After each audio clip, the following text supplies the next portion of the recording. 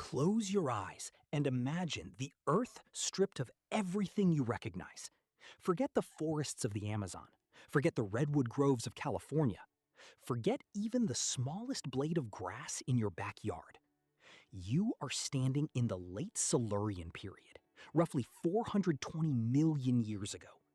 The atmosphere contains significantly less oxygen than today, and the sun feels harsher, unshielded by a thick ozone layer.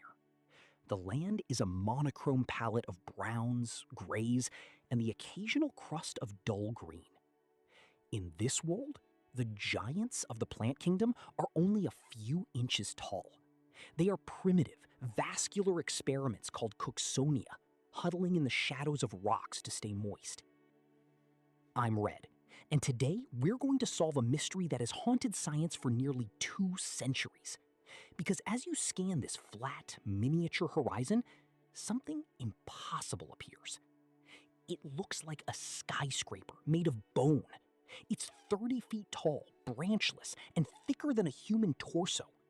In a world of ankle-high weeds, this thing is a titan. For 160 years, we called it a tree.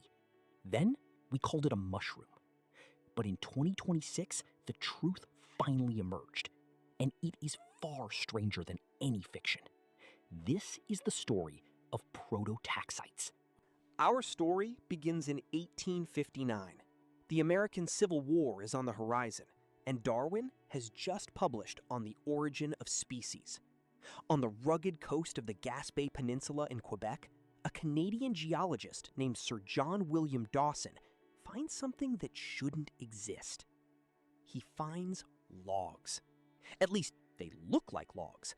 They are fossilized, stony cylinders embedded in ancient sediment layers. Dawson, being a man of his time, assumes that if it looks like a log, and it's big like a log, it must be a tree. He names it Prototaxites, meaning first yew tree.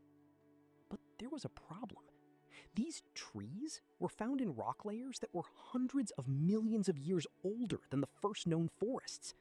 To the scientific community, Dawson's claim was heresy. How could a complex tree exist before the leaf had even been invented? Enter William Carruthers. He was a British botanist and Dawson's professional rival.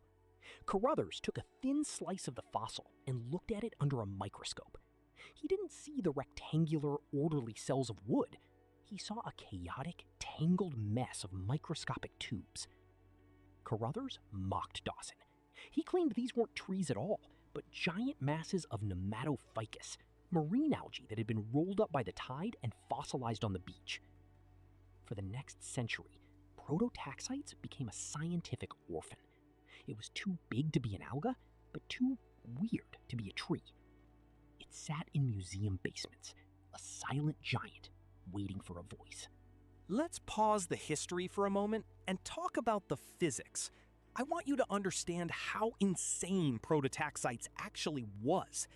To grow tall on land, an organism faces 2 primary enemies, gravity and wind. Modern trees solve this with lignin. Lignin is a complex organic polymer that reinforces cell walls, making them rigid. Think of it as the steel in a skyscraper's frame. But 420 million years ago, the genetic code for lignin was either non-existent or very primitive. So how did Prototaxites reach 30 feet? If it were a plant, it would have collapsed under its own weight. When we look at the internal anatomy, we see 3 types of tubes. Skeletal tubes, large hollow pipes that provided the initial frame. Binding hyphae, tiny thread-like filaments that wrapped around the skeletal tubes like biological duct tape. Generative hyphae, the flesh of the organism. This is a composite material. It's the same principle as fiberglass or reinforced concrete.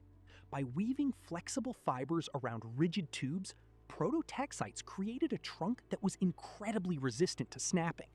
It didn't need wood because it had invented its own version of carbon fiber millions of years before humans existed. By the year 2001, a new hero emerged in this mystery, Francis Huber. He spent 20 years meticulously slicing these fossils, and he came to a shocking conclusion. Those tubes weren't plant cells. They were hyphae. Hyphae are the microscopic filaments that make up the body of a fungus. If you go into your garden and dig up a mushroom, the mushroom is just the fruit. The real organism is a massive underground web of hyphae. Huber proposed that Prototaxites was a fruiting body, a mushroom the size of a 2-story house. Imagine it, a landscape dotted with massive, stony fungal pillars. But the community still doubted it. Fungi are heterotrophs. They can't make food from sunlight. They have to eat something. What could a 30-foot mushroom possibly be eating in a world with almost no soil? This brings us to the isotope revolution of 2007. Scientists, led by Kevin Boyce, measured the ratio of carbon-12 to carbon-13 in the fossils. Plants get their carbon from the CO2 in the atmosphere. This results in a very consistent signature. But Prototaxites fossils from the same area had wildly different signatures. This proved they weren't breathing the air for food. Instead, they were likely mining the soil, living off of microbial crusts or decaying organic mats. They were the Godzilla mushrooms, the recyclers of the ancient world. For nearly 20 years, the giant mushroom theory was the gold standard. But as I always say, science is only as good as our latest tools. In 2026, a team using machine learning-assisted molecular fingerprinting re-examined the Rhynie Chert. They were looking for chitin. Chitin is a fibrous substance made of polysaccharides. It is the fundamental building block of all fungal cell walls. They found chitin in the tiny, regular fungi fossilized alongside prototaxites, but inside the giant itself, nothing. No chitin, no lignin, no cellulose. Furthermore, they discovered medullary spots, organized clusters of cells that looked like they were designed to transport water and gases. This is a vascular trait. Fungi don't do this. Plants do. The 2026 study published in Nature threw the mushroom theory out the window. The conclusion?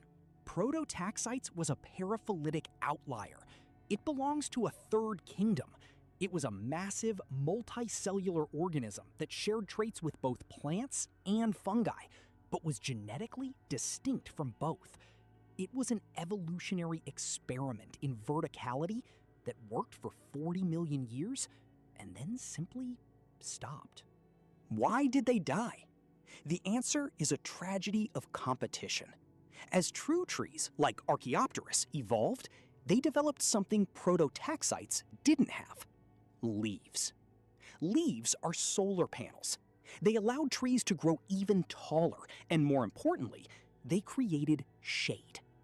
Prototaxites relied on the microbial crusts on the ground for food. Once the forests grew, the sun was blocked, the moisture levels shifted, and the lost skyscrapers were starved of their energy.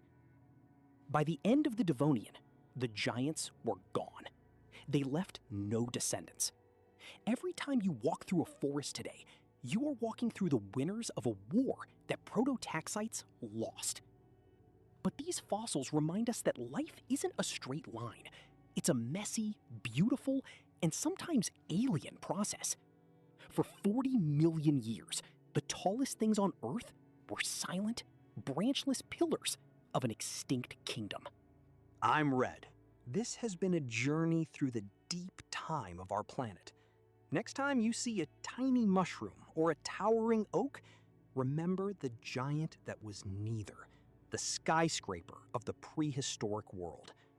Don't forget to subscribe and stay curious.